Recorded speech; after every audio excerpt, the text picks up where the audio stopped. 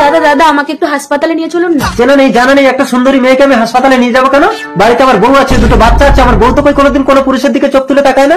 আরে মেয়েটা গেল কোথায়? ডাক্তার বাবু দেখুন তো, হঠাৎ মাথা ঘুরে পড়ে গেল কেন? আপনি বাবা হতে চলেছেন? আরে কি বলছেন? ওই বাচ্চার বাবা আমি না, ওই মেয়েটাকে আমি চিনি না। না না এই বাচ্চা ওর। এই তুমি আমাকে কেন ফাঁসাচ্ছ? বোন, আমার বাড়িতে বউ আছে, দুটো বাচ্চা আছে। চালা কি হচ্ছে? এই ডাক্তার এক দু কোটি জানেন তো? Okay sir. দু বাচ্চার বাবা হয়ে তুমি অন্য মেয়েকে নিয়ে লীলা করছো? বিশ্বাস করো বউ, এই মেয়েটাকে আমি চিনি না, ও আমাকে ফাঁসাচ্ছে। ঠিক আছে মেডিকেল চেক আপ করলে সব ধরা পড়ে যাবে। বউ, হ্যাঁ ডাক্তার স্বামী বলুন। এটাকে ভিতরে নিয়ে মেডিকেল চেক আপ করবো। এই চলে এসো।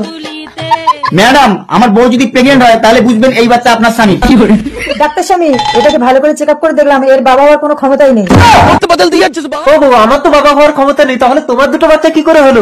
এই যদি লোকের বাচ্চাকে তোমার নাম দিতে